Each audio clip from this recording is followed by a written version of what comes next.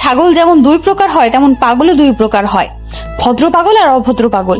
আপনাকে আক্কাস পাগলা বলে ঠিক করিনি, কারণ সে ছিল অভদ্র পাগল আর আপনি ভদ্র পাগলের কাতারে পড়ে গিয়েছে। ওরে আল্লাহ, এই মেয়ে কি বলে এগুলা? আর আপনি এভাবে আঙুল তুলে কথা বলছেন কেন? মনে হচ্ছে পাগল আর ছাগলের উপর বিস্তারিত ভাষণ দিচ্ছেন। আপনি হাসি থামাবেন নাকি হাসতেই থাকবেন? কি বলতে এসেছেন সেটা চট করে বলে ফেলুন। ওকে বলছি। আম্মু এসে হঠাৎ করে বলল আপনাকে আর বাচ্চাদের নিয়ে কোথাও একটা ট্যুর দিয়ে আসতে। আমার এই মুহূর্তে সেটা কোনোভাবেই করা সম্ভব না, কারণ মিনিমাম 4-5 দিনের ছুটি নেওয়া লাগবে কাজ থেকে। একটু কাজ থেকে দূরে থাকা মানে অনেক কিছু। আমার পজিশন নিচে নেমে যাবে। তবে কি হয়েছে জানি না, হুট করেই তানভীর তানহা এসে কান্নাকাটি চিৎকার চেঁচামেচি শুরু করে দিয়েছে। তাদের নাকি এখন নিয়ে যাওয়া লাগবেই কোথাও। এত জেদ আর রাগ হয়েছে দুটোর। আপনার মতোই হওয়ার কথা, ঠিক মতোই হয়েছে। ছোটবেলায় নিশ্চয়ই আপনিও ঠিক এইভাবেই জ্বালাতেন আপনার বাবা মাকে, এখন নিজে জ্বালাতন সহ্য করুন। আপনি বিড়বিড় করে কি বলছেন বলুন তো? কই কি বলেছি? কিছু না তো। তো যেটা বলছিলাম, আমি তাদের দাবি মেনে নিতে অবশেষে বাধ্য হয়েছি। তাদের জন্যই তো আমার সবকিছু। তো তাদের জিজ্ঞেস করলাম কোথায় যেতে চাই। তারা বলল ছোট মা যেখানে বলে। তাই আপনাকে জিজ্ঞেস করতে আসা, কোথায় যেতে চান তাদের নিয়ে? আমি আপনাকে কালকে জানাই, তাদের সাথে কথা বলে ঠিক করব একেবারে। আচ্ছা ঠিক আছে। বাই দ্য ওয়ে, তখন এমন ভাবে কথা বলছিলেন কার সাথে? আই মিন, যদি আপনার পার্সোনাল ইস্যু না হয় তাহলে বলতে পারেন আমাকে। আমার পার্সোনাল ইস্যুটাই এটা। তবে আপনি সেটা জানতেই পারেন, আমার জীবনে এমন কোনো পার্সোনাল কিছু নেই যেটা বলার অযোগ্য। ছেলেটা আমার পাড়ায় থাকতো, আমার পেছনে পড়ে থাকতো সব সময়, ইগনোর করতাম বারবার। একদিন বিয়ের প্রস্তাবও দিল, রাজি হইনি। পরিণামে আমার পরিবারের উপর হুমকি, এমনকি একটা সময় সে হুমকি আমার আর তনুর নিরাপত্তার উপরও পড়ে গিয়েছিল। এতদিন কোথায় গিয়েছিল কে জানে। আজকে হুট করে আবার আমাকে ফোন করলো আর মনে যা চায় তাই বলছিল। আমিও ছাড় দেইনি। তুমুল তুইতোকারি তর্কাতর্কি হয়েছে, শুনতেই তো পেলেন। এরপর আর কি? নাম কি তার? নাম জেনে আপনি কি করবেন? যেটা জিজ্ঞেস করেছি সেটা বলুন। হেলাল মিয়া। নামটা জোস। কথাটা বলেই তীব্র মুচকি এসে চলে গেল, কিন্তু এত হাসার মতো কি বললো তরি বুঝতে পারলো না। এক কথা ভাবতে গিয়ে আর এক কথা এলো মাথায়। ও আচ্ছা, তাহলে এই জন্যই আসিয়া বেগম বাচ্চাদের পাঠাতে বলেছিলেন তার কাছে। ঠিক আছে, একেবারে সঠিক নিশানায় তীর ছুঁড়েছেন তিনি। মনে মনে নিজের শাশুড়িকে অসংখ্য ধন্যবাদ জানিয়ে খুশিতে বাকবাকুম হয়ে তরি আবার বিছানা ঠিক করায় মন দেয়। বাচ্চারা চলে আসছে হয়তো। তরি বাচ্চাদের থেকে যুক্তি করে ঠিক করলো তারা কক্সবাজার যাবে। ব্যাগ গুছানো শুরু হয়ে গিয়েছে। আগামীকাল রাতেই রওনা দিবে তারা। হয়তো এই সফরের মাধ্যমেই তরি আর তীব্র সম্পর্কটা একটা অন্য স্থানে পৌঁছে যাবে। একে অপরের সাথে কিছুটা হলেও স্বাভাবিক হতে পারবে তারা। তরি তীব্রকে সকালে জানিয়ে দিয়েছে তারা কক্সবাজারে যাবে। তীব্র হোটেলে বুকিংও দিয়ে রেখেছে। এভাবে ইনস্ট্যান্ট বুকিং দিয়ে রুম পেতে যেতে তীব্র বেগ পেতে হয় না। গতকাল রাত থেকে যে ব্যাগ গোছানো শুরু করেছে তরি, এখনো সেই দ্বারা বজায় রেখেছে। ব্যাপারটা হলো একটু পর পর বাচ্চা দুটো তার কাছে এটা ওটা নিয়ে আসে আর বলে সব ব্যাগে নিতে। তরির শাশুড়িও বেশ সায় আছে এতে। মনে হচ্ছে তারা কক্সবাজার আজীবনের জন্য যাচ্ছে। তরিকে বলা হয় আর তরি শুধু ব্যাগ ভারী করতেই ব্যস্ত। তবে সে এটা ভেবে পাচ্ছে না এত বড় ব্যাগ দেখে তীব্র না জানি আবার কি বলে। যেহেতু আজকে রাতে তারা রওনা দিবে, তাই ডিনার করে একেবারে যাবে আর রাস্তায় খাওয়ার জন্য কিছু খাবার তৈরি করে নিয়ে যাবে। তীব্র এবং দুটো বাচ্চাই হোমমেড খাবার খেতে পছন্দ করে, তাই ডিনার শেষ করে তৈরি খাবার প্যাক করে নিল। এরপর খানিকটা সময় বিশ্রাম নিল। বাচ্চাদের রেডি করে দিয়ে সে নিজেও রেডি হয়ে নিল। সার্ভেন্ট দুজন ব্যাগ নিচে নামিয়ে নিয়ে গেছে।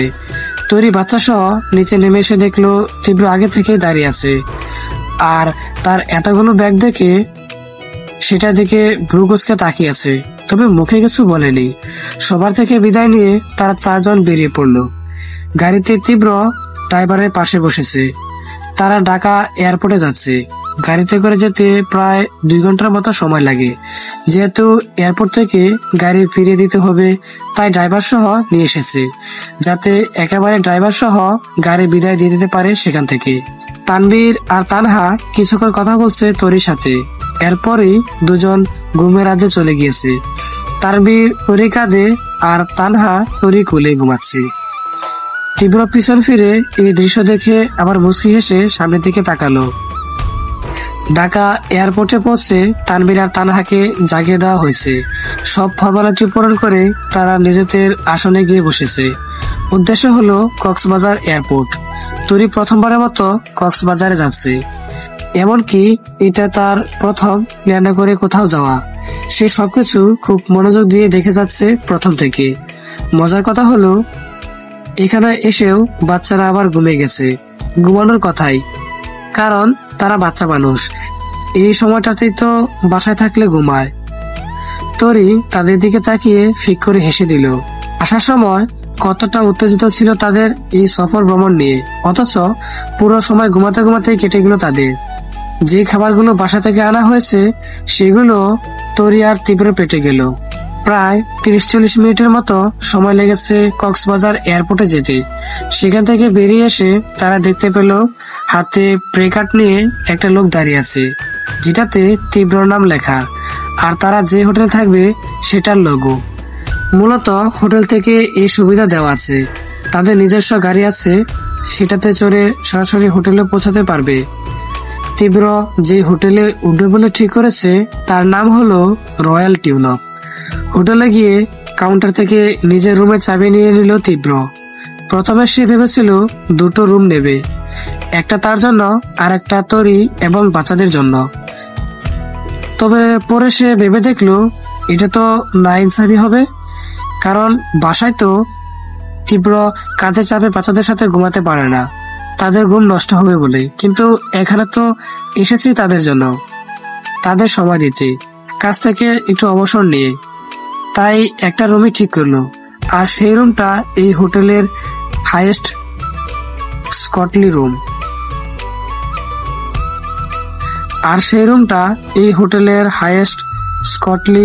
কস্টলি রুম, যাতে সব রকম সুবিধা আছে মোটামুটি।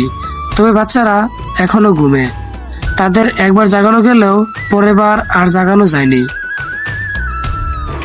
তানভীর এখন তীব্রর কোলে আর তানহা তরির কোলে। সেই অবস্থাতেই রুমে গিয়েছে তারা।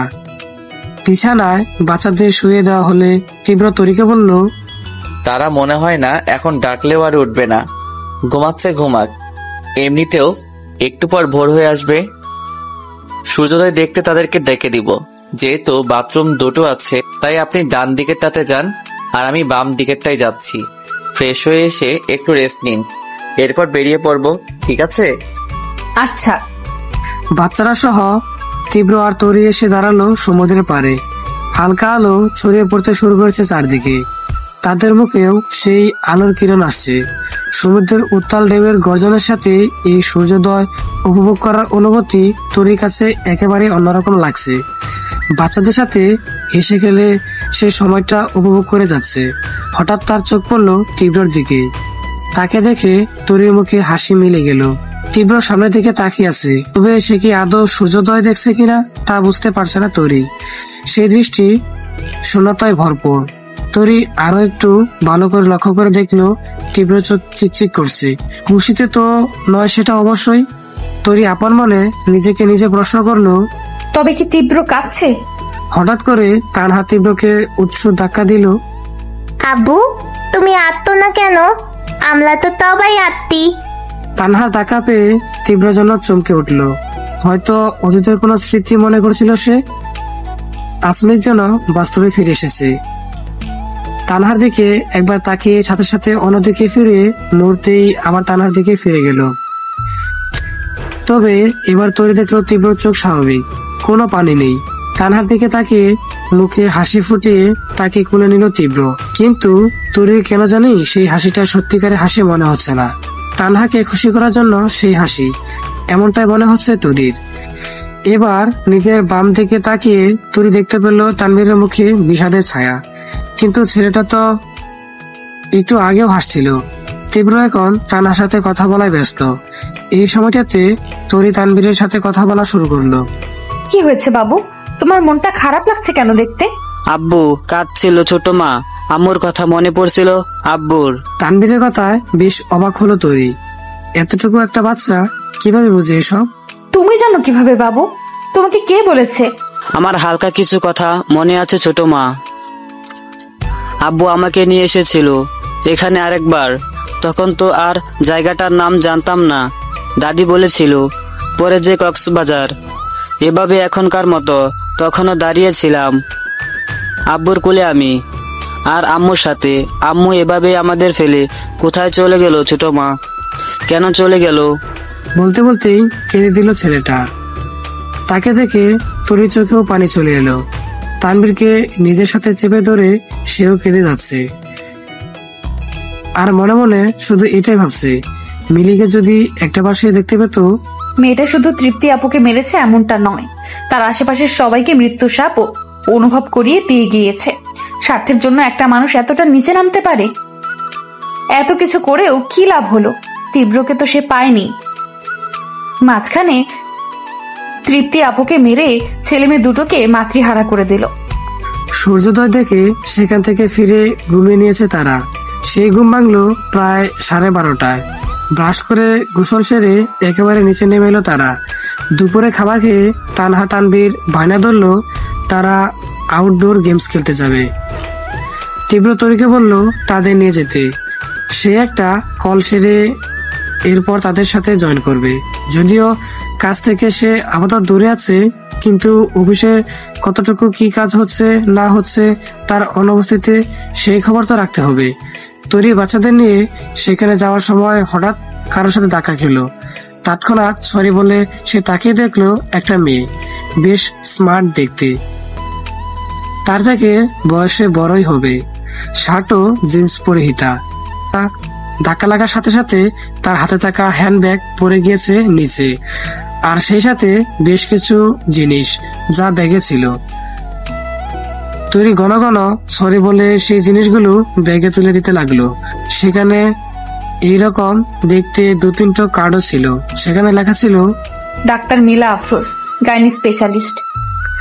তরির চোখ সেদিকে আটকে গিয়েছে। হঠাৎ সেই মেয়ের গলা শুনতে পেল। হয়েছে। তরি তাড়াতাড়ি একটা কার্ড কৌশলে সরিয়ে নিল আর মুখে হাসি ফুটিয়ে বলল, জি, আবারও সরি, আমি দেখতে পাইনি আসলে। ইটস ওকে, বুঝতে পেরেছি। বলেই মেয়েটি চলে গেল। আর তরি সেদিকে তাকিয়ে ভাবতে লাগলো, এইটা কি তাহলে সেই মিলা, তৃপ্তি আপুর খুনি? ইলা সেই কখন থেকে সুইমিং পুলের সামনে দাঁড়িয়ে আছে। সেখানে 2টো সুইমিং পুলের ব্যবস্থা আছে, তার মধ্যে একটা হলো শুধুমাত্র মহিলাদের জন্য। মিলা সেখানেই দাঁড়িয়ে আছে। তবে কথা সেটা না, কথা হলো গতকাল সে যে মেয়েটির সাথে দেখা খেয়েছিল, সেই মেয়েটি তাকে রাতে ফোন করেছিল যে তার সাথে খুবই গুরুত্বপূর্ণ কথা বলতে চায়। তখন সে জিজ্ঞেস করেছিল কোথা থেকে ফোন নম্বর পেয়েছে। তখন বলছে স্বপ্নাকে এখানে এসে বলবে, আর তাকে এমন কিছু কথা বলবে যাতে সে নিজেই লাভবান হবে। মিলা তো মাথায় আসছে না যে কি এমন কথা। তাছাড়া এতক্ষণ ধরে অপেক্ষা করা যায় নাকি? আপন মনে মিলা সেই আগন্তুক মেয়েটির দিকে ইচ্ছে মতো গাল বন্ধ করে যেই না সামনে পা বাড়াতে নিবে নিজের রুমে যাওয়ার জন্য, তখনই শুনতে পেল পিছন থেকে একটা মেয়েলি কণ্ঠস্বর। তাকিয়ে দেখতে পেল গতকালের মেয়েটি। তাকে দেখা মাত্রই বিন্দুমাত্র সময় নষ্ট না করে ঝটপট মিলা বলল, এতক্ষণ আমাকে অপেক্ষা করানোর মানে কি? আপনাকে আমি চিনি না, জানি না, শুধুমাত্র আমার নাকি আপনার কিসব কথা শুনে লাভ হবে সেই কথা বলে এখানে এনে এতক্ষণ দাঁড় করিয়ে রেখেছেন। আমার সাথে কি তামাশা করেন আপনি? মিলা কথাটা শেষ করতে না করতেই দেখলো তার সামনে থাকা মেয়েটি ফুপিয়ে কেঁদে উঠলো। মিলা বুঝতে পারছে না মেয়েটি কি ছোট খুকি নাকি। এইটুকু কথা শুনেই এত বড় মেয়ে কাঁদে কিভাবে। তাকে কিছু বলার সুযোগ না দিয়ে মেয়েটি আরো উচ্চস্বরে কেঁদে উঠলো। আপু আমাকে বাঁচান, আপু আমি খুবই বিপদে আছি, আমাকে সাহায্য করুন আপু। বিনিময়ে আমিও আপনার চাওয়া পূরণ করব, কথা দিচ্ছি। এই মেয়ে, পাগলের প্রলাপ বকছো নাকি? তোমার কথার তো কোনো আগামাথা খুঁজে পাচ্ছি না আমি। কি বলতে চাও স্পষ্ট করে বলো। আমার নাম তরি সুলতানা আপু, তীব্র রায়হানের তৃতীয় স্ত্রী আমি। কি বললে? তীব্রর স্ত্রী? তৃতীয় স্ত্রী? এই মেয়ে, আমাকে বোকা বানাতে এসেছো? তীব্রর নাম ভাঙিয়ে? তোমাকে কে পাঠিয়েছে আমাকে বলো তো। আমাকে কেউ পাঠায়নি আপু, আমি নিজে থেকে এসেছি। সত্যি বলছি, আপনি আমার কথা বিশ্বাস করছেন না তো? এই যে দেখুন, আমার ফোনে দেখুন, আমার আর ওনার বিয়ের ছবি। বেশ কিছুক্ষণ অবিশ্বাসের চোখে তাকিয়ে রইল মিলা সেই ছবিগুলো দিকে। এরপর কাট জবাব দিল, এগুলো যে ফটো এডিট করে বসানো না, তার নিশ্চয়তা কি? তীব্র তোমাকে কেন বিয়ে করতে যাবে? ইনফ্যাক্ট তুমি কেন? তীব্র তো দ্বিতীয়বার বিয়ে করার কথা না, আর তুমি বলছো তার তৃতীয় স্ত্রী তুমি। কেন বিয়ে করার কথা না? তৃপ্তির জন্য বলছেন? তুমি তৃপ্তিকে কি করে চেনো? আমি চিনি না, কিন্তু সবই শুনেছি ওনার অতীতের ব্যাপারে। দেখলেন তো, বিশ্বাস করলেন না আমার কথা। এখন বুঝুন, আমি কি সত্যি বলছি নাকি মিথ্যা। কিন্তু তৃপ্তিকে ছাড়া তো অন্য কোনো মেয়েকে তার জীবনে কল্পনাও করতে পারে না। সেই জায়গায় তুমি বলছো সে আরো 2টো বিয়ে করে নিয়েছে। আরে দূর, আপনি বিশ্বাস করেন যে উনি ঠিক এরকম সবার সামনে দেবদাস হওয়ার ভান করে, বুঝলেন? ওসব তৃপ্তি কিছু না। আমি তো আপনাকে সেই কষ্টের কথাই বলতে এসেছি। কি কষ্ট? ওনার দ্বিতীয় স্ত্রী ওনাকে ছেড়ে কেন চলে গিয়েছিল জানেন? কেন কেন? কারণ উনি তাকে প্রচন্ড মারধর করতেন। কয়েকদিন আগে আমার তার সাথে রাস্তায় দেখাও হয়েছিল। আহারে বেচারি কেঁদে কেটে আমার সাথে সব দুঃখ কষ্টের কথা বলেছিল। তীব্র রায়হান সবার সামনে দেখাতো সে তার দ্বিতীয় স্ত্রীকে পাত্তা দেয় না, কিন্তু আসলে সে সবার অগোচরে 16 আনা অধিকার আদায় করে নিত, বুঝলেন? আর অকথ্য ভাষায় গালিগালাজ, এমনকি রাতের বেলা তাকে মেরে আধমরা বানিয়ে রাখতো আর বলতো আমার জীবনে মিলাকে চাই, আবার মিলাকে চাই। না, তখন সেই বেচারি বুঝতো মিলাকে, আর না আমি বুঝতাম। তবে আমি কয়েকদিন আগে যখন তীব্র রায়হানের মায়ের কাছে জিজ্ঞেস করেছিলাম যে মিলাকে, তখন উনি যা নয় তাই বলেছেন, আপনি নাকি তৃপ্তির খুনি। কিন্তু আমি একটুও বিশ্বাস করিনি। কেন করব বলুন, কেন করব? কারণ কারণ কেন করবে? মিলা দেখলো তরি আবারও মুখে হাত দিয়ে কাঁদছে। হে কি, তুমি কাঁদছো কেন? আমাকে নির্দ্বিধায় বলতে পারো। আমাকে উনি প্রতি রাতে মারে, বাবা মা নিয়ে কুকথা বলে, অথচ সবার সামনে দেখায় উনি ভাজা মাছটাও উল্টে খেতে জানে না। উনি প্রায় রাতেই একটা কথা বলে জানেন, যখন মারতে মারতে নিজেই ক্লান্ত হয়ে যায় তখন বলে যে তৃপ্তি ছাড়া আমাকে সত্যিকার অর্থে কেউ ভালোবেসে থাকে সেটা মিলা, তোরা কেউ না। এরপর আবার মানে, আপনি যদি সত্যি তৃপ্তির খুনি হতেন তাহলে আপনাকে বারবার চায় কেন? এজন্য আমার বিশ্বাস হয় না তীব্র রায়হানের মায়ের কথা। বলতে বলতে আবারও কেঁদে দিল তরি, কিন্তু মিলা দোটানায় পড়ে গেছে। আসলে কি মেয়েটাকে বিশ্বাস করা যায়? আপনি কি এখনো আমার কথা বিশ্বাস করছেন না? আপনার আর কি কি প্রমাণ লাগবে আমাকে বলুন? তীব্র রায়হানের ছেলে মেয়েকে দেখবেন, সেটাও দেখলে বলে দিন, আমি তাদের আপনার সামনে নিয়ে আসব। আমি তীব্রকে দেখব। ঠিক আছে, আমি ওনাকে দূর থেকে দেখিয়ে দেব, তার 2টো সন্তান সহ। কবে দেখতে চান বলুন? আগামীকাল বিকেলে। পারবে? নিশ্চয়ই পারবো। আপনি দয়া করে তাকে বিয়ে করে নিন আপু, আর আমাকে মুক্তি দিন। বিশ্বাস করুন আমি ভালো নেই, একদম ভালো নেই। ওনার দ্বিতীয় স্ত্রী তো কৌশলে কিভাবে জানি পালিয়ে গিয়েছে, আমি তো সেটাও পারছি না। পালিয়ে গিয়ে সে বেঁচে গেছে, কিন্তু আমি প্রতিনিয়ত ধুকে ধুকে মরছি, না পারছি কইতে আর না পারছি সইতে। আমাকে মুক্তি দিন আপু, আমাকে মুক্তি দিন। সেসব পরে হবে, আগে যেটা বলেছে সেটা করবে। অবশ্যই করব আপু, আপনাকে শুধু সে সাহায্য করব সেটা তো নয়, আমি তো নিজেকে বাঁচাতে পারবো এটা করলে। নিজের ভালো তো পাগলেও বোঝে বলুন। তবে একটা কথা আপনাকে জিজ্ঞেস করার ছিল আপু, যদি কিছু মনে না করেন। বলো। আমি শতভাগ নিশ্চিত যে তীব্র রায়হানের মা যা বলেছে আমাকে সবটাই ডাহা মিথ্যা। আপনারা কি আগের থেকেই প্রণয়ে আবদ্ধ ছিলেন? তাহলে তৃপ্তি কোথা থেকে এসেছিল? সেগুলো আমি তোমাকে এখন বলার প্রয়োজন মনে করছি না। আগে আমার কথা মতো কাজ করবে, তারপর সবকিছু। আমি চলি আজকে। কালকে বিকেলে মনে থাকে যেন। জি জি একদম। রাতের বেলা তীব্র সহ বাকি 3 জন সদস্য রিলিজ হওয়ায় একটা নতুন মুভি দেখতে এসেছে। এখানে মুভি হলও আছে। নিজেদের রুমে এসে খাবার অর্ডার করে খেয়ে রাতে ঘুমানোর প্রস্তুতি নিচ্ছে তারা। 2টো বিছানা আছে, একটায় তীব্র ঘুমায় আর একটায় তরি এবং তানহা তানবীর।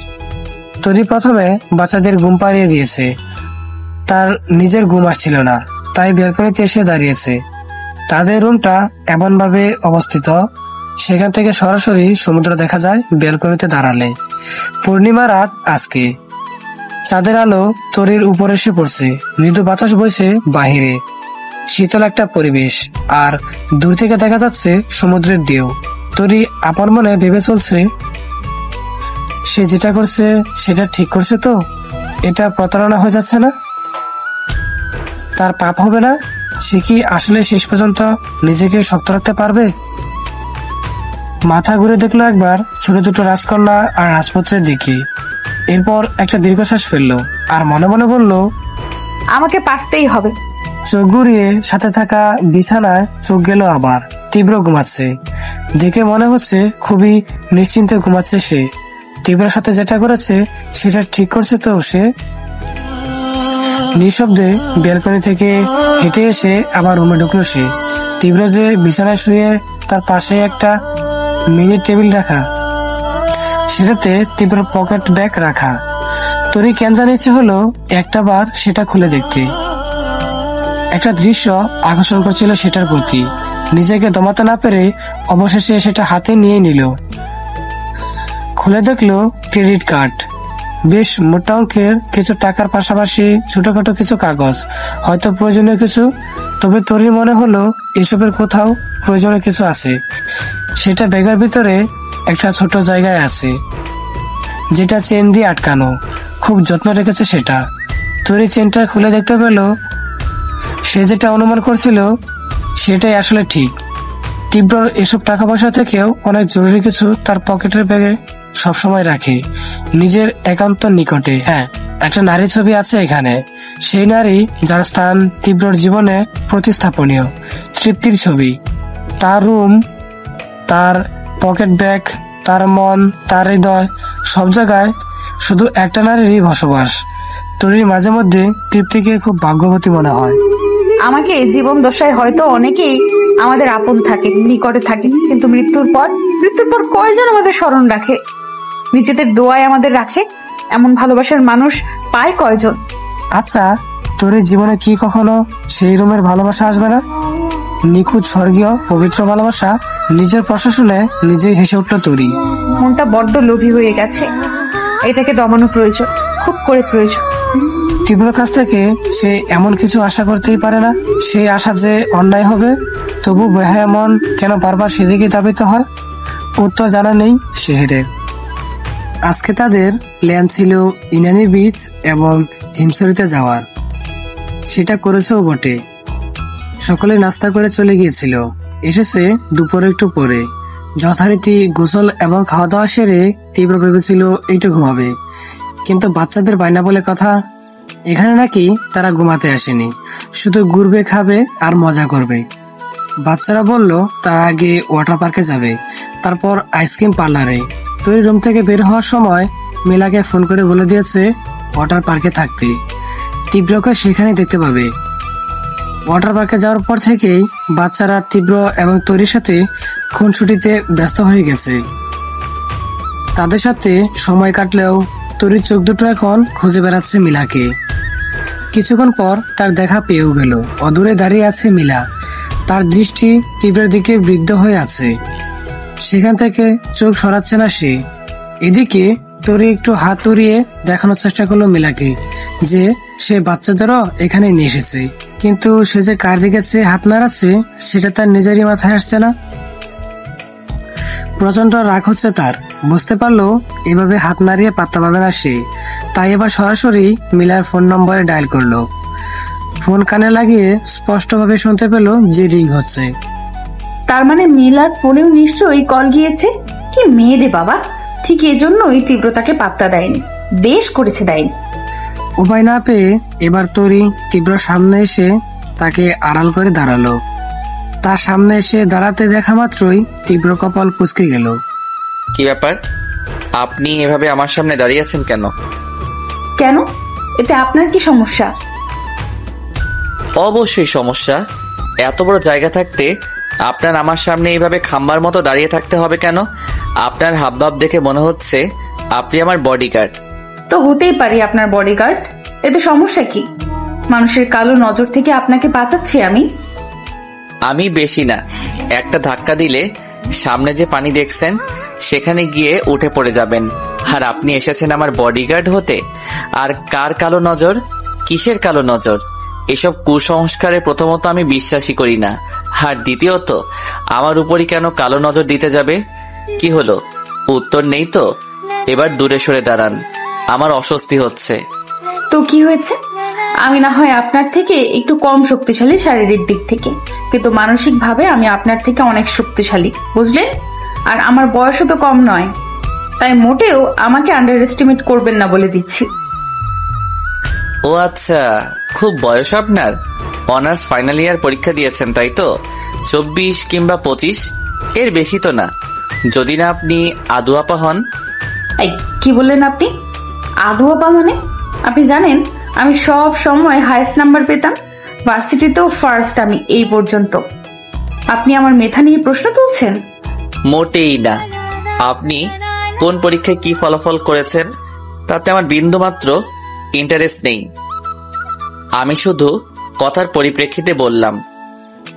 তো যদি আপনি দুর্দান্ত লেভেলের ছাত্রী হন তাহলে যেটা বললাম 25 বছরের বেশি তো আপনার হওয়ার কথাই না। আমার বয়স জানেন? 38 বছর চলছে। আপনার থেকে 13-14 বছরের বড়। সেই অনুযায়ী বলতে গেলে আপনি এখনো খুকি। আপনি আমাকে খুকি বললেন? এত বড় অপমান! অযৌক্তিক কথা তো বলিনি। আর আপনি তো প্রথম থেকে শুরু করলেন।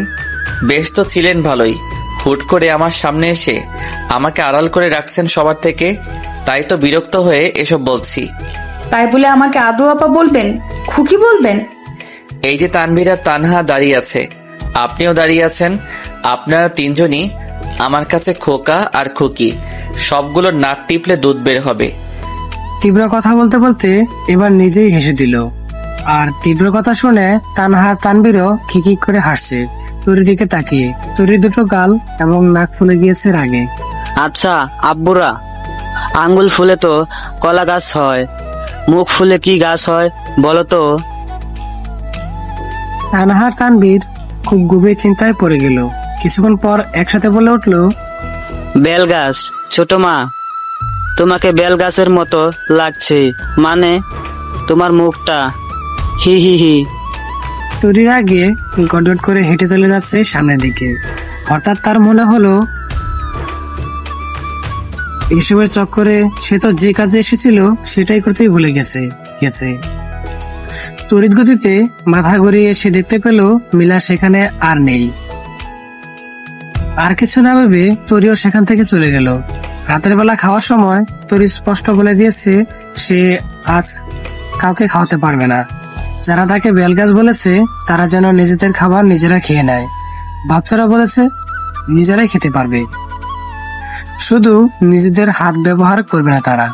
তরিনা এবং বাচ্চাদের অবশেষে দীর্ঘ 40 মিনিটের তর্ক সমাবেশ পরে হৃদয়ে যুক্ত হয়েছিল। পুরোটা সময় তীব্র ছিল নীরব দর্শক, শুধু মুচকি আসছে সে। আর তার দিকে তরি কটমট করে তাকিয়েছিল।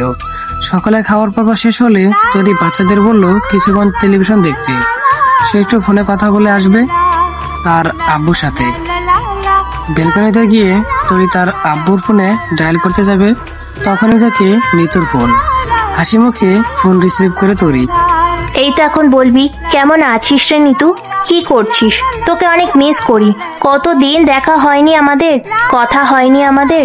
তাই তো থাক, এগুলো তোকে আর কষ্ট করে মুখ ফুটে বলতে হবে না, তোর কাজকর্মেই বোঝা যায় সব। হয়েছে নালিশ দেওয়া? তোর নালিশগুলো কিন্তু দারুণ। আমার কাছে আমারই নামে নালিশ দিস তুই। তবে তোর সব অভিযোগ আমি মাথা পেতে নিচ্ছি, কিন্তু কি করব বল? বিয়ের আগে তো নিজেই দেখতি, তোর সাথে প্রত্যেক দিন কথা বলা লাগতোই আমার। এখন তো অনেক দায়িত্ব বেড়ে গেছে, আমার উপায় নেই রে, সময়ই পাই না, বিশ্বাস কর। গত 3 দিন ধরে আব্বুর সাথেও কথা বলতে পারিনি। এখন আবার এসেছি কক্সেস বাজার। ওয়াও, হানিমুনে? তোর মাথায় এগুলোই থাকবে আমি জানি। পরীক্ষার পর একটু রিফ্রেশমেন্ট আমারও দরকার ছিল, আর বাচ্চাদের নিয়েও অনেকদিন বাইরে বের হওয়া হয়নি নাকি, তাই সবটা মিলিয়েই আর কি ঘুরতে আসা। ও শোন, মনে পড়েছে হঠাৎ করে একটা কথা। সেদিন রাফির নামের ছেলেটির সাথে তুই আমাকে বসিয়ে দিয়ে গিয়েছিলি, মনে আছে? আছে তো। কেন, কি হয়েছে? আর বলিস না, তুই যাওয়ার পর তোর উপরে একেবারে একটা কোর্স আই করে ফেলেছে আমার থেকে। কোথায় থাকিস, কি করিস, পরিবার, ব্লা ব্লা ব্লা, এমনকি তোর ফোন নাম্বার পর্যন্ত আমার থেকে নিয়ে গিয়েছে। কি বিরক্তিকর। তার মানে সেই কুকাজ তুই করেছিলি? কি করেছি? আরে সেই ছেলে ফোন দিয়ে কিসব ফালতু কথাবার্তা বলে, গায়ে পড়া ছেলে একটা। আব্বুর সাথে দেখা করতে গিয়েছিলাম, সেদিনও ফোন দিয়েছিল। তোকে বিরক্ত করে নাকি? না, ঠিক বিরক্ত না, কিন্তু আমার পক্ষ থেকে কোনো পজিটিভ রেসপন্স না পেয়ে যেহেতু, তো তার এটা বোঝা উচিত যে আমি তার উপর একটু ইন্টারেস্টেড নই। তবুও এই আরেকটা কথা বলতো, হেলালকে কি তুই আমার ফোন নাম্বার দিয়েছিস? আরে পাগল কুকুর কামড় দিয়েছে নাকি যে ওই ছ্যাঁচড়াকে তোর নাম্বার দিব? কেন, সেও কি ফোন করেছে নাকি? তবে আর বলিস কি। তরি নিতুর সাথে কথা বলতে বলতেই দেখলো তার ফোনে আরেকটি কল এসেছে মিলার নম্বর থেকে। সেটা দেখে নিতুকে বলল, আমি তোকে একটু ফোন দিচ্ছি নিতু, একটা ইমার্জেন্সি কল এসেছে, রাখছি। এবার মিলার ফোন রিসিভ করে তরি। আপু দেখেছিলেন আজকে তীব্র রায়হানকে? সাথে তার বাচ্চা দুটোও ছিল। আমি আপনাকে হাত নাড়িয়ে ইশারা দিয়েছিলাম। আমি তো ঠিক মতো তীব্রকে দেখতেই পারিনি। তুমি সামনে এসে দাঁড়িয়েছিলে কেন পরে? তোর চোখ দুটো ফুটো করতে। এই কি বলছো মিনমিন করে? চোখ কি শুনতে পাইনি আমি? আরে না, চোখে কেন হতে যাবে? আসলে আপু, আমি তো তীব্র রায়হানের সামনে দাঁড়াতে চাইনি। উনি সেখান থেকে এসে পড়তে চেয়েছিলেন, আমি তো ওনার সামনে গিয়ে বোঝাচ্ছিলাম যাতে না আসে। উনি প্রচন্ড বকাঝকা করেছিলেন আমাকে, কিন্তু আমিও তাকে কথার মাধ্যমে আটকে রেখেছিলাম। একটু পর ফিরে দেখি আপনি নেই। আপনি চলে গেলেন কেন আপু? আপনাকে দেখানোর জন্যই তো আমি এনেছিলাম ওনাকে সেখানে। আপনাদের মিল করিয়ে দিতেই তো এতটা কষ্ট করছি আমি। তাই বুঝতে তো পেরেছেন যে এটা তীব্র রায়হানে ছিল, তাই না? হ্যাঁ হ্যাঁ, সেটা পেরেছি। আমাকে তুমি আগামীকাল তীব্রর সামনে নিয়ে যাবে। আমি নিজের কানে তার মুখ থেকে শুনতে চাই যে সে আসলে আমার জন্য মনে কি অনুভূতি রাখে। বুঝতে পেরেছো? সরাসরি? আমি সরাসরি আপনাদের সাথে থাকতে পারবো না আপু। কেন পারবে না? বোঝেন না কেন আপু, অনেক একটু ভয় পাই তো আমি। কালকে বিকেলে আপনি জুস বারের এখানে থাকবেন, আমি ওনাকে সেখানে পাঠানোর চেষ্টা করব। ধরে নিন পাঠিয়েই দেব যে করে হোক। এরপর আপনারা নিজেদের অনুভূতি আদান প্রদান করবেন। আমি তৃতীয় ব্যক্তি হিসেবে আপনাদের মাঝে কেন থাকতে যাব বলুন? ঠিক আছে, কথাটা মাথায় থাকে যেন। অবশ্যই আপু, শুভরাত্রি। তরি ফোনটা কান থেকে নামিয়ে কেটে দিল। আপন মনে নয়, প্রকাশ্যে বলল সে এবার। অন্তিমবারের মতো শুভরাত্রি মিলা আফরোজ। জুসবারের ভিতরে মানুষ খুব একটা বেশি নেই। যারা আছে তারা নিজেরা নিজেদের মতো করে সময় কাটাতে ব্যস্ত তাদের সঙ্গীদের সাথে। মিলা জুসবারে গেল মোটামুটি তাড়াতাড়ি। প্রবল উত্তেজনা কাজ করছে তার নিজের মধ্যে। আজকে সে তার তীব্রকে দেখতে পাবে। তার তীব্র? হ্যাঁ, অবশ্যই তার। একটা জলজন্ত মানুষ অব্দি খুন করে ফেলেছে যে মানুষের জন্য, তাকে তো নিজে করে দাবি করবেই সে। চতুর্দিকে চোখ বোলাতে লাগলো মিলা। তৃষ্ণা তো সেই দৃষ্টি, কিন্তু না, তীব্রকে সে দেখতে পেল না, পাবেও না এখন হয়তো। সে তো একটু তাড়াতাড়ি চলে এসেছে। তীব্র তো আর এত তাড়া নেই নিশ্চয়ই। বেখালি মনে সেই কথা ভাবতে ভাবতে হঠাৎ মিলার চোখ পড়ল বাড়ার একটা কোনায়। পিঠ দেখা যাচ্ছে লোকটার।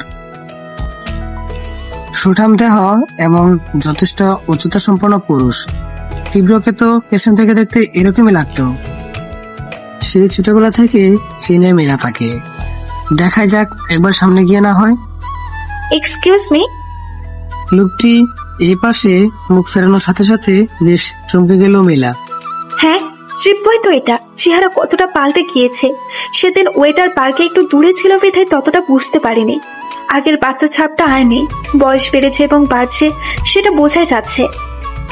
মিলা চোখ দুটো খুশিতে চিকচিক করছে, কথায় গলা এসেও আটকে যাচ্ছে। কত কথা ভেবে রেখেছিল সে তীব্রকে বলবে দেখা হলে, এখন কথা আসছে না কেন মুখ দিয়ে। কেমন আছিস মিলা? চকিতে ফিরে তাকালো মিলা তীব্রর দিকে। কতগুলো বছর পরে আবার সেই পরিচিত কণ্ঠস্বর। তীব্র কি সত্যি তাকে আপন করে নেবে? তোর নামের মেয়েটি তো সেটাই বলেছিল, হয়তো আসলেই তাই। তীব্র তার ভালোবাসার গভীরতা বুঝতে পেরেছে। আমাকে কি তুই ভালো থাকতে দিয়েছিস ট্রিপব? চেয়েছিলাম তো ভালো থাকতে। সেই সুযোগটা পাওয়ার জন্য কত চেষ্টাই না করলাম। ফলাফল কি ছিল? অপমান করে তাড়িয়ে দিয়েছিলি আমায়। আমার পক্ষে তখন তোকে গ্রহণ করা সম্ভব ছিল না মিলা। তৃপ্তি মারা গিয়েছে, কয়েকটা মাস পার হয়ে গিয়েছিল। এর মধ্যেই তুই এসে অন্যায় আবদার করা শুরু করলি। আর তাছাড়া তুই যে কথাটা যাওয়ার আগে দিয়ে বলে গিয়েছিলি, সেটার পর কি তখন তোকে মেনে নেওয়ার কোনো উপায় ছিল? তখন তো তৃপ্তির জায়গা তুই অন্য কাউকে দিতে পারবি না বলে আমাকে তাড়িয়ে দিলি। এরপর তো ঠিকই দুটো বিয়ে করে নিলি। তোর বর্তমান স্ত্রীর থেকে আমি সব শুনেছি। এভাবে আর কতক্ষণ থাকা যায় বল? আমিও তো একটা মানুষ, আমারও তো একাকিত্ব বোধ হয়, আমারও তো কাউকে প্রয়োজন, তাই না? আচ্ছা, তুই এখনো বিয়ে করিসনি? করেছিলাম পরিবারের সবার কথা রাখতে। যতই অন্য সমাজের কথা বলি না কেন, আমরা কোনো লেভেলের সোসাইটিতে বিলং করি সেটা তো জানিসই। মেয়ের বিয়ের বয়স হয়ে গেছে কিন্তু বিয়ে হচ্ছে না, সেটা যেন পৃথিবীর অষ্টম আশ্চর্য। আমার ক্ষেত্রেও তাই। হাজবেন্ড সহ এসেছিস? আমি ডিভোর্সি। সে কি কারণ? আমি তার সাথে অ্যাডজাস্ট করতে পারিনি। কেন জানি মনে হচ্ছিল সে আমার টাইপের না। আসল কথা হয়তো বা তোর জায়গা তাকে দিতে পারিনি। সে যাই হোক, পুরাতন কথা বলে লাভ নেই। মূল্য কথা হলো বিয়ের 1 বছরের মাথায় ডিভোর্স হয়ে যায় আমার। এরপর থেকে এভাবেই আছি। আর কি ত্রিব্য, আমাকে কি একটা সুযোগ দেওয়া যায় না? তোরই মেয়েটা বলেছিল তুই নাকি তার সাথে সুখী নস। না হওয়ারই কথা। মেয়েটাকে দেখেছি আমি। তোর সাথে এই মেয়ে কোনোভাবেই যায় না। তাকে বড়জোর তোর বাচ্চাদের দেখাশোনার কাজে রাখতে পারতি। সরাসরি বিয়েই করে নিলি। সেটাই হোক, সে আমাদের মাঝে তৃতীয় ব্যক্তি। তাকে আমাদের কথার মাঝখানে না আনি। তুই আমার দিকটা একটু বিচার করে দেখ ত্রিব্য। আমি তোকে কতটা ভালোবাসলে একজন মানুষকে মেরে ফেলার মতো সাহস রাখি। একটা মানুষ কোনো পর্যায়ে ভালোবাসতে পারলে এমনটা করে বল? হ্যাঁ মানছি তুই তৃপ্তির সাথে ভালো ছিলি, বিশ্বাস কর। আমিও তোকে খুব সুখে রাখবো। আমাদের একটা সুখী পরিবার হবে। এই যে এইভাবে আমি, তুই আর তোর বাচ্চা দুটো মিলে আরো অনেক জায়গায় ঘুরতে যাব। তোরিকে বাচ্চাদের সাথে রেখে দেব। সে ভালো বাচ্চা সামলাতে পারে। আমার নিজেরও মনে হয় তোরই এমন একটা কম্প্রোমাইজ করবে, কারণ সে বলেছে তোর সাথে সুখী না। তাকে ডিভোর্স দিয়ে দে। বাচ্চাদের কেয়ারটেকার হিসেবে সে কাজ করবে, আর আমরাও নিজেরা ভালো থাকতে পারবো। কি হলো ত্রিব্য, বলছিস না কেন কিছু? তোর সাথে আমিও একমত, কিন্তু হুট করে তো বিয়ে করা সম্ভব না। আমি তোকে আমার জীবনে অ্যাকসেপ্ট করতে চাইছি, কিন্তু তৃপ্তির ব্যাপারটা নিয়ে আমার পরিবার তো নাও করতে পারে। তাছাড়া ডিভোর্স দিয়ে আবার নতুন করে বিয়ে করা, তোর পরিবার রাজি করানো, বলতে পারিস ব্যাপক সময় সাপেক্ষ ব্যাপার। এইসব কিছু না, চল বিয়ে করে ফেলি আমরা। ডিভোর্স দিতে আর কতক্ষণ? একবার বিয়েটা হয়ে গেলে আস্তে আস্তে তোর পরিবার থেকে এমনিতেই রাজি হয়ে যাবে। আর আমার পরিবার নিয়ে তুই চিন্তা করিস না। আমার খুশিতেই তাদের খুশি। তোর সাথে নতুন করে নতুন ভাবে একটা জীবন শুরু করতে চাইছি মিলা। শুরুটাই যদি তাড়াহুড়োতে হয় তাহলে আমার ভালো লাগবে না। এতগুলো বছর যখন অপেক্ষা করতে পেরেছি দুজন, তো আর কয়েকটা দিন করি। ঠিক আছে, তোর জন্য সবকিছুতেই রাজি আমি। তুই কোথায় থাকিস এখন? কোথায় চাকরি করিস? আমাদের সেই চেনা পরিচিত শহর ছেড়ে তো অনেক আগে চলে গিয়েছিস। বগুড়া থাকি এখন, সেখানেই পোস্টিং। কয়েকটা দিন ছুটি নিয়ে ঢাকা আসতে পারবি না? একটু কোয়ালিটি টাইম স্পেন্ড করতাম। আর কি ভাবছিলাম, নিশ্চয়। তোরা এখান থেকে ব্যাক করবি কবে বল? তাহলে আমরা সেই অনুযায়ী প্ল্যান করব। আচ্ছা, তোর ফোন নাম্বার দে, আমি তোকে টেক্সট করে সব জানিয়ে দিব। আমাদের কথা হবে এখন ফোনে। তীব্র, তরি, তানহা, তানবীর আজকে ঢাকায় ফিরেছে আবার। মিলা বলেছিল তাদের সাথে সেও যাবে, কিন্তু তীব্র বলছে এখনো যেহেতু বাচ্চাদের কাছে তার পরিচয় স্পষ্ট নয় এবং তরির সাথে খুবই ঘনিষ্ঠ তারা, তাই হুট করে তাকে এখানে মেনে নিতে পারবে না। কয়েকটা দিন পরে যখন সব ঠিক হবে তখন না হয় করা যাবে। তীব্রের সাথে যোগাযোগ করে মিলা ঢাকায় চলে এসেছে। হোটেলে থাকবে রাতে, আর পুরোটা দিন তীব্রের সাথে সময় কাটাতে পারবে এটা ভাবতেই সে খুশিতে গদগদ হয়ে উঠল। আজকে রাতে এসেছে ঢাকায়, আগামীকাল সকালে তীব্র নাকি বলেছে তার সাথে দেখা করবে। সেই সাক্ষাৎকারে কি হবে সেটা নিয়েই রং বেরঙের স্বপ্ন বুনতে শুরু করেছে মিলা। আমাকে ডেকেছিলেন? ভিতরে আসুন। বাচ্চারা ঘুমিয়েছে? জি, তাদের ঘুম নিশ্চিত করেই এসেছি এখানে। প্রমাণ ঠিকঠাক রাখছেন তো? সেসব নিয়ে আপনার না ভাবলেও চলবে। আমি যখন দায়িত্ব নিয়েছি তো আপনি নিশ্চিন্ত থাকুন। আগামীকাল আপনি আমার সাথে যাচ্ছেন না? মানে আমি না গেলে কিভাবে হবে? আর আমি যাব নাই বা কেন? প্রথমত, বাচ্চারা আপনাকে ছাড়া থাকতে পারবে না, আপনি তাদের অভ্যাস হয়ে গিয়েছেন। দ্বিতীয়ত, আমি আপনাকে নিয়ে কোনো রিস্ক নিতে চাই না।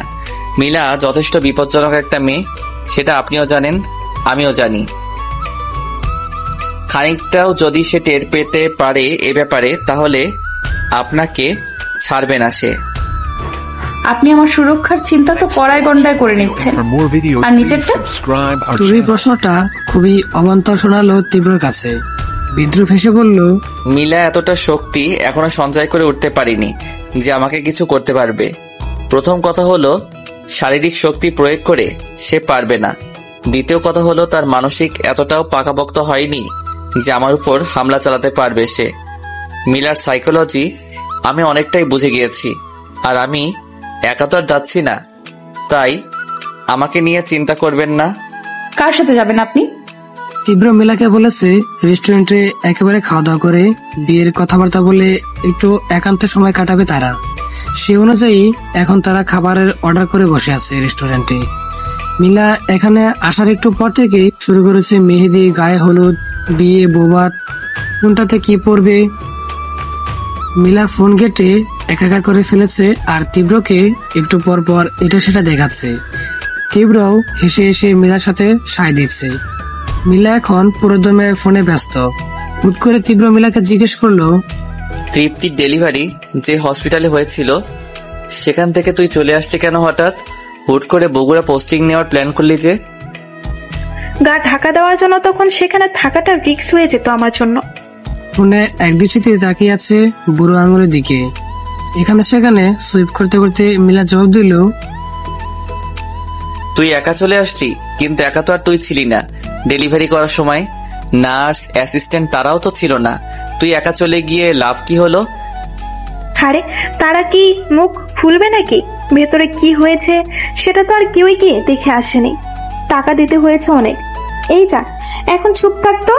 আমার সাথে কোঅপারেট করবি সেটা না, শুধু পুরান কথা ঘাটাঘাটি করছিস।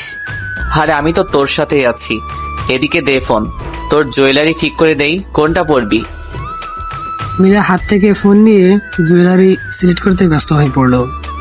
তীব্র মিলাকে এই ডিজাইন সে ডিজাইন দেখাচ্ছে। এরই মধ্যে আরচুকে তাকে জিজ্ঞেস করলো, বেশ অনেক টাকা দিতে হয়েছে তাদের। তাহলে কতজন ছিল রে? কাকে কত করে দিয়েছিস? এই যে দেখ, সব্যসাচীর এই জুয়েলারিতে তোকে দারুণ লাগবে। ওয়াও, তোর চয়েস আছে বলতে হবে ত্রিব্য। এই জন্যই তো তুই আমার চয়েস, সবকিছুতেই বেস্ট। তো কত টাকা কাকে দিয়েছিলি বললি না? ও, ওই অ্যাসিস্ট্যান্ট ছিল 2 জন, নীরব আর তুষার। 1 লাখ করে 2 লাখ দিয়েছি। নার্স ছিল 2 জন, রিমা আর কি জানো, ও সুরাইয়া, 30,000 করে 60,000। আর আয়া ছিল 3 জন, তাদের নাম মনে নেই। লো ক্লাস, তাদের নাম কে মনে রাখে? তাদের 10,000 করেই দেওয়াতেই মুখ বন্ধ, প্রায় 3 লাখের মতো আর কি। বাহ, এতটা করলি আমার জন্য? তা আঙ্কেল আন্টি কেউ জানে? ত্রিব্য, তুই একবার বিয়ের কথা বলে 10 বার পুরান কথা ঘাটছিস। আমি কতটা এক্সাইটেড দেখ। আর তুই? আরে আমিও তো এক্সাইটেড, সুপার এক্সাইটেড। এত এক্সাইটেড আম্মুর পেট থেকে বের হওয়ার পরে আর হয়নি, বিশ্বাস কর। যা ফাজিল। বল না রে, আঙ্কেল আন্টি জানে এই ব্যাপারে? না, তাদের জানিয়ে কি করব? এটা কি আর কাউকে জানানোর কথা নাকি, ঢাকঢোল পিটিয়ে? কিন্তু এখন যে সবাই জানবে। মিলা এমনভাবে তীব্র দিকে তাকিয়ে আছে যেন দিন দুপুরে ভূত দেখছে সে। আর তীব্র চোখে তীক্ষ্ণতা, রাগ এবং তিক্ততা। মিলাকে একজন মেয়ে ধরে আছে শক্ত করে, আর দুজন পুরুষ তার পাশে দাঁড়ানো, তাদের সাথে তীব্র। হুট করেই এই তিনটে মানুষ, অর্থাৎ মেয়েটা এবং পুরুষ দুটো, তাদের কথার মাঝখানে চলে এসেছে এবং মিলাকে টেনে দাঁড় করিয়েছে টেবিল থেকে মেয়েটি। মিলা এখনো হাবভাব কিছুতেই বুঝতে পারছে না যে কি হচ্ছে এখানে। এটার দিকে তাই এভাবে তাকিয়ে আছে। এরা কারা তীব্র? আমাদের কথার মধ্যে কেন এসেছে? আমাদের পাশের টেবিলে বসেছিল, খেয়াল করিসনি? সেটাই তো আমি জানতে চাচ্ছি, তারা কে যে আমাদের মাঝে ইন্টারাপ্ট করতে এসেছে? আর এই মেয়ে, হাউ ডিয়ার ইউ আর! আমাকে এভাবে ধরে রাখার সাহস হয় কি করে তোমার? তুমি জানো আমি কে? এই তীব্র, তুই চুপ করে আছিস কেন? কিছু বলছিস না যে? যে তিনজনকে দেখছিস তারা প্রত্যেকেই পুলিশ, ইনফরমাল ড্রেসে এসেছে এখানে। আর তোর জন্য বাইরে গাড়ি সহ পুরো বন্দোবস্ত করা আছে থানায় যাওয়ার। কি বলছিস সেগুলো তুই তীব্র? আমি থানায় মানে? প্রথম থেকে শুরু করে এ পর্যন্ত তোর সাথে আমার এবং তোরির কথোপকথন সব রেকর্ড করা আছে। আর তুই আমার কাছে ঠিক কি কি বলেছিস সেগুলো একটু মাথায় নাড়াচাড়া করা, দেখবি সবটা পরিষ্কার হয়ে যাবে। তুই আমার সাথে এত বড় বিশ্বাসঘাতকতা করতে পারিস না তীব্র। তুই না বলেছিলি আমরা নতুন করে আবার সংসার করব? আমার তো এখনো বিয়ের প্ল্যানিং করতে এসেছি, তাই না বল? বিশ্বাসঘাতকতা আমি তোর সাথে করেছি? Are you kidding with me? নাকি তুই আমার সাথে করেছিলি? আমি তো শুধু তোর ঋণ শোধ করলাম। কিসের ঋণ জানিস? বিশ্বাসঘাতকতার ঋণ, টিট ফর ট্যাট, জানিসই তো। কথার মাঝখানে তীব্রর ফোন বেজে উঠল। বলুন। এখন তো আমি আসতে পারবো নাকি? পুলিশ মিলাকে ধরে ফেলেছে না? আমি আপনাকে না করেছি, যা বলছি বুঝেই বলেছি। এই ব্যাপার নিয়ে আর একটা কথাও বলবেন না। তীব্র ফোন কেটে সামনে মিলার দিকে তাকালো। চোখ মুখে তার খুব প্রকাশ পাচ্ছে। তো তুই কি বলছিলি? সংসার করার কথা তোর সাথে? তুই আসলেই পাগল রে মিলা। তোকে প্রথম তোরই দেখেছিল। আমি তো তোকে সেদিনের পর থেকে আর খুঁজেই পাইনি। যেদিন তুই তৃপ্তিকে খুন করেছিলি সেটা স্বীকার করেছিলি। পালিয়ে গিয়ে এই শহর থেকে ভালোই করেছিলি, একেবারে ফ্যামিলি নিয়ে। ফোন নাম্বার চেঞ্জ করে ফেললি। তোর কোনো রিলেটিভসকে আমি চিনি না। আর হসপিটালে গিয়ে খোঁজ নিয়েছিলাম, তারা আমাকে স্পষ্ট করে কিছু বলতে পারেনি, তাই তোকে আর ধরতে পারিনি। কিন্তু তোকে প্রথম হোটেলে দেখে তার সন্দেহ হওয়ায় সে আমার কাছে তোর একটা কার্ড এনে দেখায়। তুই মিলাই তৃপ্তির খুনি কিনা সেটা জানতে। আমি সেদিন তোর কার্ড দেখে তোরিকে কি বলেছিলাম জানিস? যদি নিজের জেল খাটা লাগে তবু আমি রাজি, তবে তোকে নিজের হাতে খুন না করে আমি শান্তি পাবো না। আর সেই তুই আশা করিস তোর সাথে আমি সংসার করব? হাসালি আমাকে। তো যেখানে ছিলাম, তোরিকে যখন বলেছিলাম তোকে নিজের হাতে খুন করতে চাই, তখন সে আমাকে তোকে ফাঁসানোর এই প্ল্যানটা বলেছিল। যা যা এই পর্যন্ত হয়েছে সবটা আমাদের প্ল্যান মোতাবেক হয়েছে। তোর আরেকটা কথা শুনে আমার বেশ হাসি পেয়েছিল, জানিস সেটা কি? তুই আমাকে পরামর্শ দিস যাতে তোরিকে বাচ্চাদের দেখভালের জন্য রেখে দেই আর তাকে ডিভোর্স দিয়ে দেই। আমরা যখন ঘুরতে যাব তখন তুই আর আমি মজা মাস্তি করব, আর তোরই বাচ্চাদের নিয়ে ঘুরবে। লাইক সিরিয়াসলি, যেই বাচ্চাদের মুখের দিকে তাকিয়ে আমি এখনো বেঁচে আছি, যেই বাচ্চারা আমার তৃপ্তির শেষ স্মৃতি আমার কাছে, যে বাচ্চারা আমার জীবনে সবচেয়ে বেশি মূল্য রাখে, যে বাচ্চারা আমার জীবনের অমূল্য সম্পদ, তাদের রেখে আমি শুধু তোর সাথে থাকবো? তুই কিসের ভালোবাসিস রে আমাকে? ভালোবাসার হিংসা দুটো দুই মেরুর শব্দ। তুই যদি আমাকে সত্যি ভালোবাসতি তাহলে আমার সাথে তৃপ্তিকে মেনে নিতি, কারণ তার সাথে আমি সুখে ছিলাম।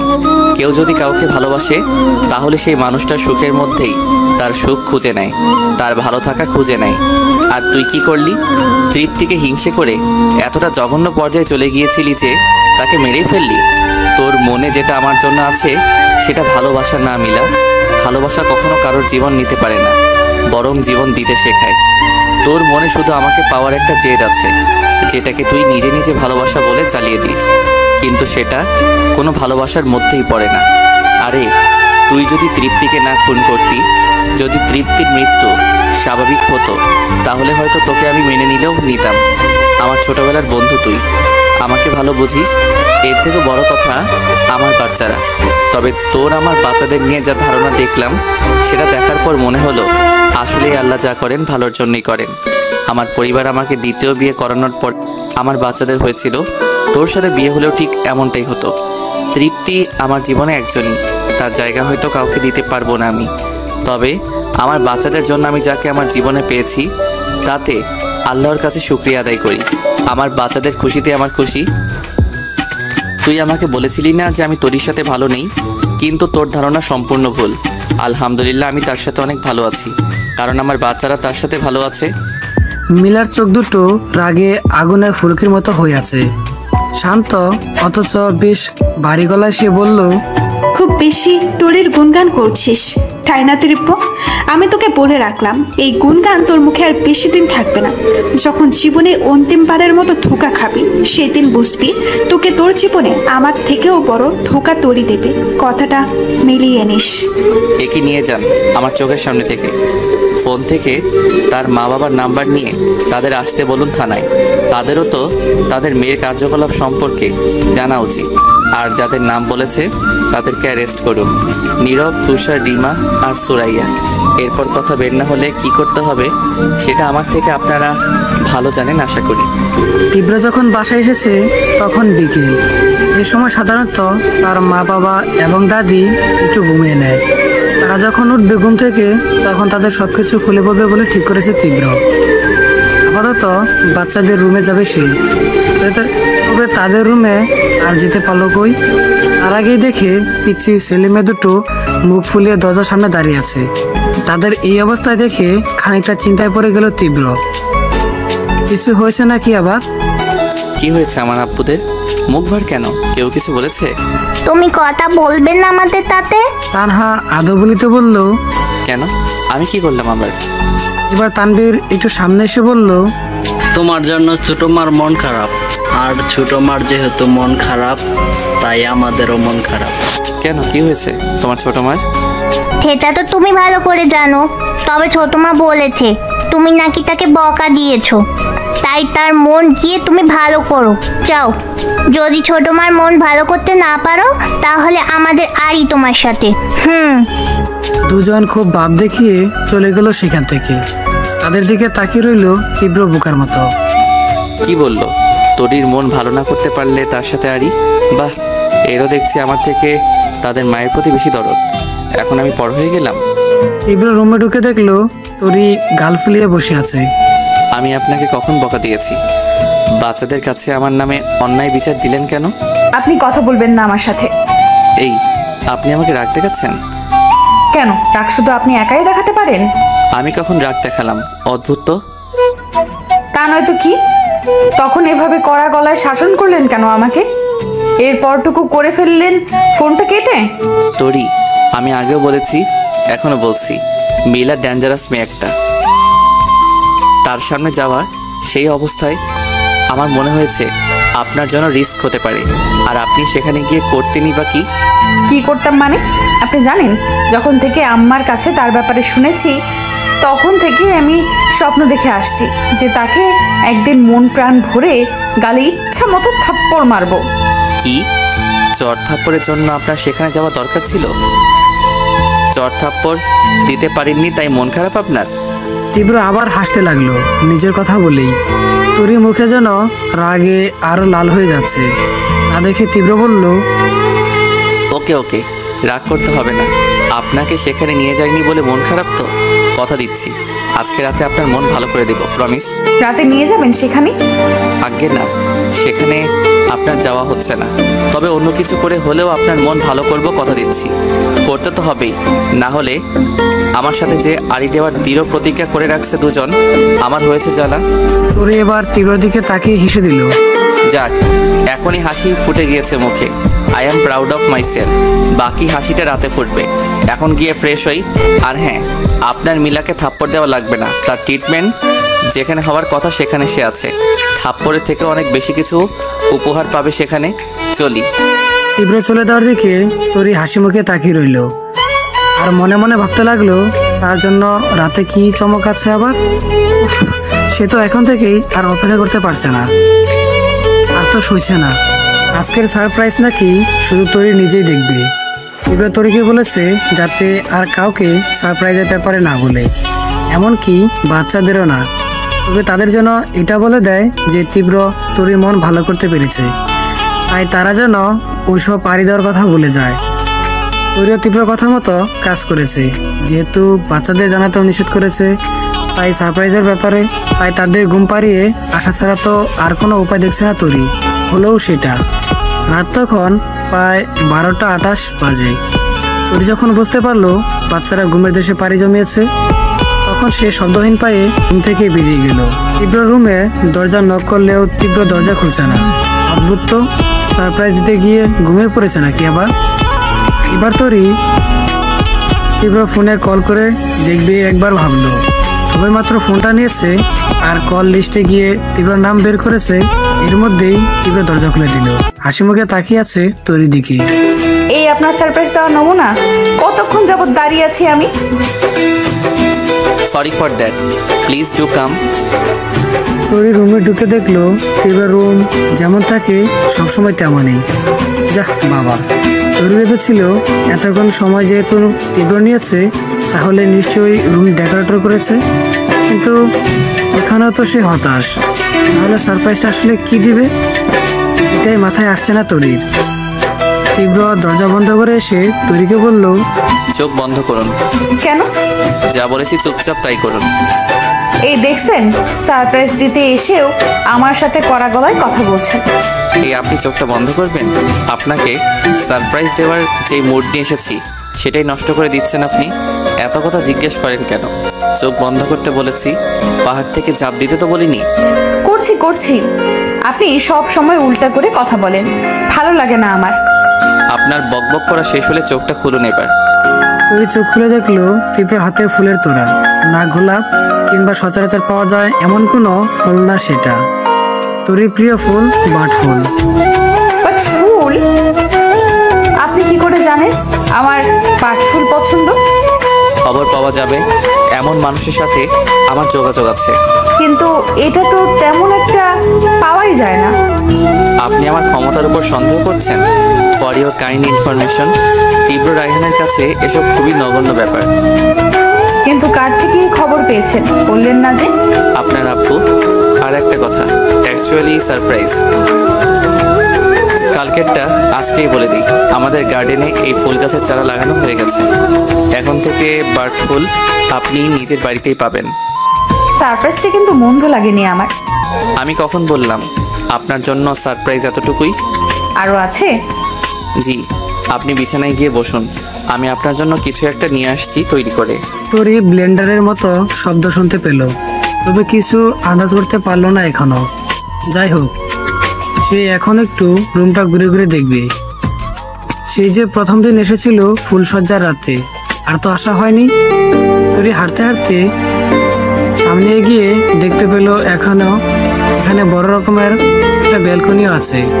এটাই বোধহয় বাসার সেই একমাত্র ব্যালকনি যেটা সরাসরি গার্ডেনের দিকে মুখ করানো। এসব ভাবতে ভাবতেই কানে এলো তীব্র গলার আওয়াজ, আপনার লাচ্ছি, স্ট্রবেরি লাচ্ছি। তারা দুজনেই এখন ব্যালকনিতে দাঁড়িয়ে। তীব্র হাত থেকে লাচ্ছি নিয়ে তরি বলল, কি? কোন দিন বলুন তো? 3-4 দিন আগে। কিন্তু সারপ্রাইজ দিবেন সেটা তো আজকে ঠিক হলো, 3-4 দিন আগে জানলেন যে? এই সত্যি করে বলুন তো, এই সারপ্রাইজ প্ল্যান কি বাচ্চাদের কথা ভেবে? না, এটা আমি আপনাকে এমনিতেও দিতাম। কেন? প্রত্যেকটা মানুষের কৃতজ্ঞতা প্রকাশ করার ধরন এক এক রকম। আমারটা ধরে নিন এমনই, আর আমি মানুষ বুঝে কৃতজ্ঞতা প্রকাশের মাধ্যম খুঁজি।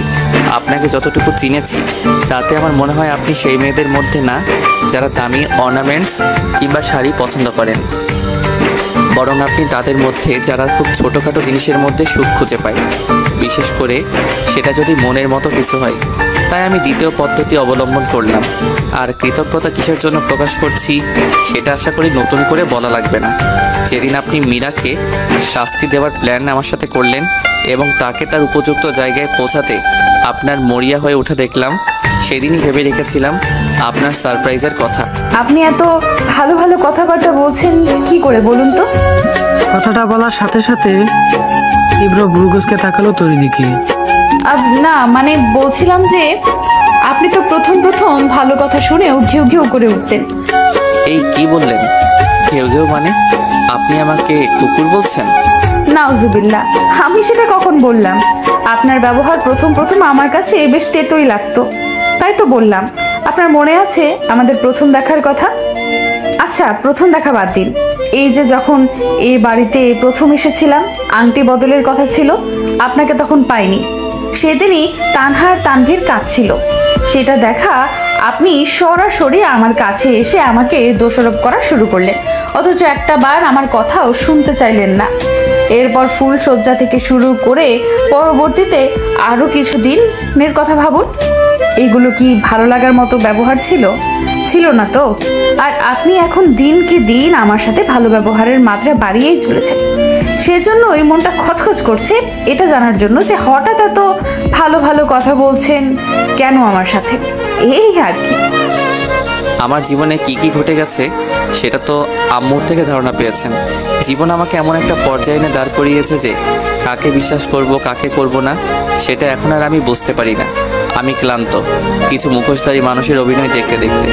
আমার ছোটবেলার বান্ধবী মিলা, আমার বন্ধু রনি যে কিনা আমার আর তৃপ্তির সাথেই পড়াশোনা করত, আর আমার তথাকথিত দ্বিতীয় স্ত্রী জেসিকা, তিনজন মানুষের পর্যায়ক্রমে এভাবে অভিনয়ে আমি দিশেহারা হয়ে গিয়েছিলাম। সেই সময় আপনাকে বিশ্বাস করার মতো আমার কাছে কোনো কারণ ছিল না। যে তরি আজকে জানতে পারলো যে সেই প্রতারক দুজন জেসিকা আর রনি।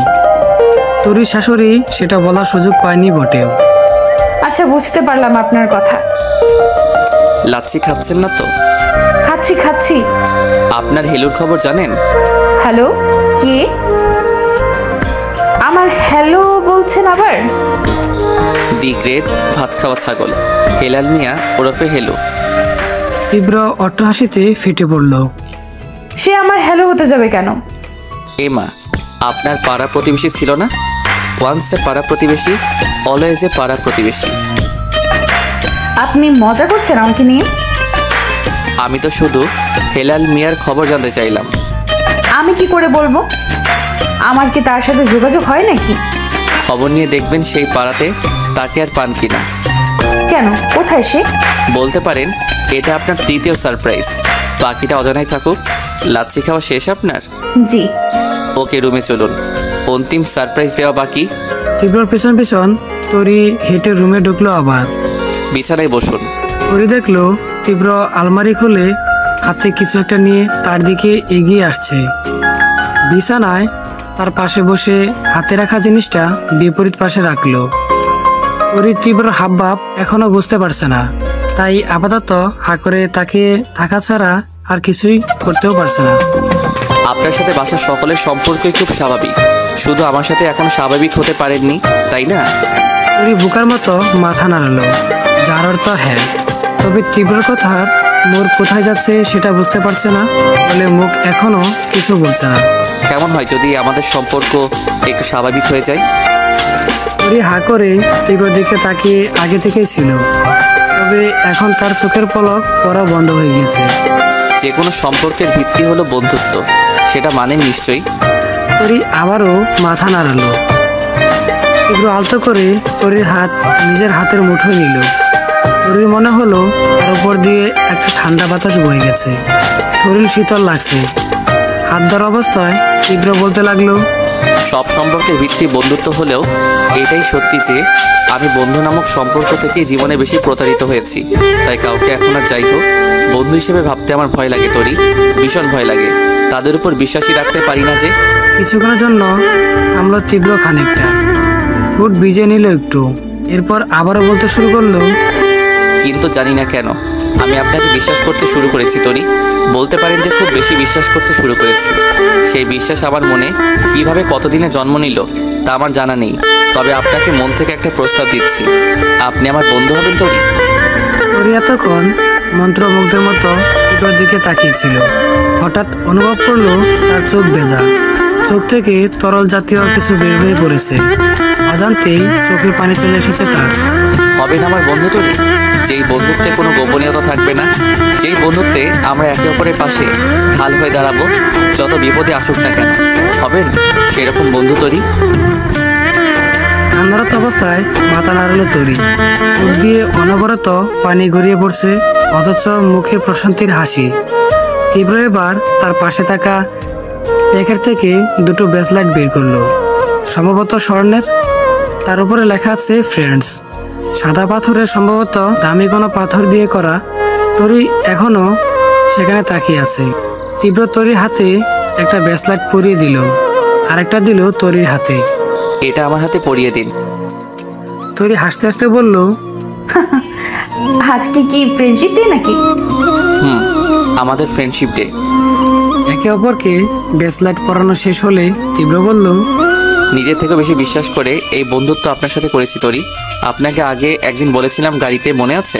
আপনার বাবার সাথে দেখা করতে যাওয়ার দিন। আজকে আবার বলছি, আর যাই করুন আমার বিশ্বাস ভাঙবেন না প্লিজ। এবার যদি কারোর থেকে আর বিশ্বাসঘাতকতা পাই তাহলে আমি জানি না কি করব।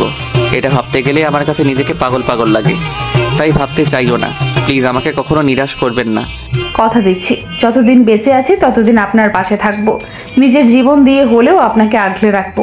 আর বিশ্বাসঘাতকতা আমি মরে গেলেও আমার সাথে পাবেন না। Promise promise promise. বন্ধুত্বের মধ্যে আপনি সম্বোধন খুব বেমানান লাগছে না? ব্যাপক। তাহলে এখন ঘুমোতে যাও, তোমার সারপ্রাইজ এখানেই শেষ। Good night. দরজা লাগিয়ে দাও। কি?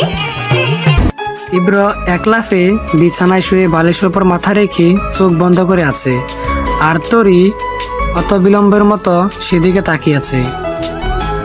মানে সে বুঝতে পারলো না ব্যাপারটা। খুব তো সুন্দর করে কথাবার্তা চলছিল, এর মধ্যে হুট করে ঘুম আসলো কোথা থেকে? এই কি হলো এটা? কোনটা কি হলো?